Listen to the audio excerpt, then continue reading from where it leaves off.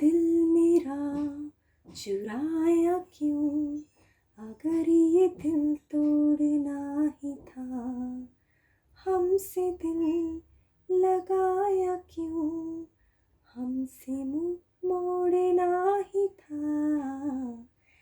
Hello my lovelies, I invite you on this channel जिसका नाम है आस्क योर क्वेश्चन। हाँ जी, सवाल आपके और आंसर्स हमेशा की तरह हम जानने की कोशिश करेंगे आपकी डिवाइन, आपकी एंजल्स, इस यूनिवर्स से जो हमेशा आपके लिए मौजूद हैं। आपको करना क्या है, उनके साथ एक कनेक्शन बनाए रखना है, उनके कांटेक्ट में रहना है आपकी बेटर लाइफ, बेटर हेल्प के लिए।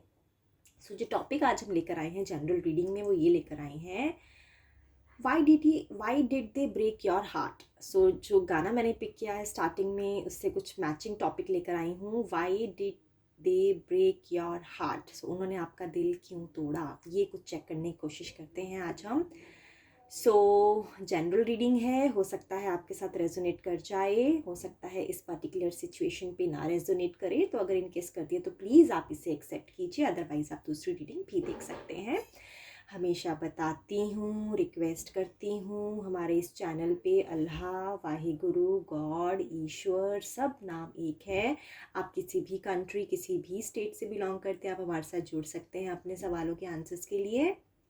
फिर वो कोई भी मैटर हो आपकी लाइफ का, finance, money, career, job, work place, boss, marriage, single life, health issues और मे बी बिजनेस रिलेटेड, कुछ भी मैटर हो जिसमें आपको लगता है कि आपको सपोर्ट चाहिए आपकी डिवाइन के, आप अपने क्वेश्चंस हमारे से पूछ सकते हैं। ये टाइमलेस रीडिंग, ये जो रीडिंग्स होती हैं, जनरल रीडिंग्स होती हैं, टाइमलेस रीडिंग्स होती हैं, आप इसे किसी भी समय देख सकते हैं। सो शुरू करते हैं। आज का जो टॉपिक हमने पिक किया है अपने लवलीज के लिए, why did they break your heart, उन्होंने आपका दिल क्यों तोड़ा। So I will just shuffle these cards in front of you so that energies I would want to catch from your divine for you, and I can answer you on the behalf of your divine to you, so that it can help you to come out of maybe any confusion if you had in your mind relating to them. So this is for the purpose where you would want to clear the blockage of your mind. Okay, wow, flower आया आपके लिए। Divine ने आपको flower दिया है, आप lovelies, this flower is for you.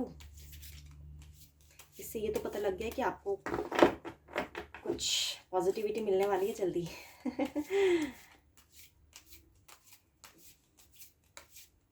Okay, let me just, I think I have shuffled these cards, I just want to ensure एक बार मैं और कर लूँ। Very sensitive topic that we have picked up today. That's nice, 1 2 3।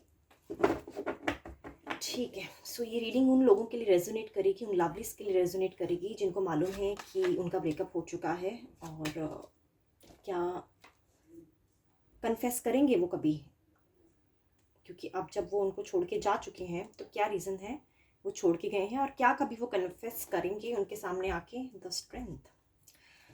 Okay, let me just meditate lovelies. I hope आपको cards नज़र आ रहे हैं। I'll just arrange it well so that it would be focused readings for you all, because this is something which is very important coming from your divine. lovelies, जो cards आए हैं आपके लिए, the hermit, 6 of wands, queen of swords and strength. सो जो तो अगर married है, ठीक है, ऐसा लग रहा है कि आपकी बात डिवोर्स तक पहुंच गई है, कोई केस फाइलिंग वगैरह हो गया है। अगर नहीं हुआ है तो एटलीस्ट मीडिएशन सेंटर वगैरह में आपका केस जा चुका है। और अगर आप सिंगल हैं, रीडिंग देख रहे हैं, तो हाँ, काफ़ी डिफ़िकल्ट टाइम से आप इस रिलेशनशिप में, काफ़ी डार्क एनर्जी में से निकले हैं। अभी भी है, उसकी थोड़े फुटप्रिंट्स बाकी हैं। ऐसा नहीं मैं बोलूँगी कम्प्लीटली आपने अपने आप को हील कर लिया है इस सिचुएशन से, लेकिन फिर भी कहीं ना कहीं काफ़ी प्रोग्रेस नज़र आ रही है आपकी साइकोलॉजिकल स्टेट ऑफ माइंड में। आप जिस पर्सन से डील कर रहे हैं वो क्वीन ऑफ स्वॉर्ड्स पर्सनालिटी की क्वालिटीज़, या आप बोल सकते हो कि कुछ उनकी जो पर्सनालिटी है वो क्वीन ऑफ स्वॉर्ड्स की तरह से है। ये एक ऐसे पर्सन है जो कि काफ़ी सेल्फ ऑब्सेस्ड हैं, सेल्फिश हैं, और अपने बारे में सोच के इन्होंने आपको कंसिडर नहीं किया है, ये यहाँ पे समझ आ रहा है। आपने शायद काफ़ी इनके साथ एडजस्ट करने की कोशिश की और काफ़ी संभाला आपने रिश्ता इनके साथ मिलके, लेकिन कहीं न कहीं इनकी सेल्फिश नेचर की वजह से और सेल्फ ऑब्सेस्ड होने की वजह से सिचुएशन जो है आपके हाथ से निकल गई। कहीं न कहीं ये भी नज़र आ रहा है कि ये जो पर्सनैलिटी है, थोड़ा स्टेटस मिसमैच की वजह से भी ये प्रॉब्लम्स आपकी सिचुएशन आपकी रिलेशनशिप में आई है। शायद ये अपने आप को कुछ ज़्यादा superior in terms of position, may be socially well of समझते हैं अपने आप को, और आपको अपने आप से थोड़ा कम देखते हैं, और इस वजह से भी शायद रिलेशनशिप में बहुत ज़्यादा डिस्प्यूट्स कॉन्फ्लिक्ट्स हुए हैं। इन्होंने शायद आपको कभी ये बताया ना हो, लेकिन कहीं ना कहीं इनके सबकॉन्शियस माइंड में ये चीज़ें हैं कि इनको आपसे भी बेटर मिल सकता है। तो ये चीज़ें भी हैं इनके माइंड में। जी हाँ, तो मुझे 2 चीज़ें नज़र आई हैं आपकी रीडिंग में लवलीज़। एक तो इनका अपने आप को लेके बहुत ही ज़्यादा सुपीरियर सोचना, अपने आप को सेल्फ़िश नेचर इनका, और अपने बारे में ही सब चीज़ों को अपने फ़ेवर में लेके आना। एक तो ये चीज़ मुझे इनकी नज़र आई है इनकी पर्सनैलिटी को देख के, और दूसरा मुझे ये नज़र आया कि अपने आप को बहुत सुपीरियर और स्टेटस वाइज़ अपने आप को बहुत वेल ऑफ समझते हैं, और इनको ऐसा लगता है कि इनको बहुत कुछ बेटर मिल सकता है।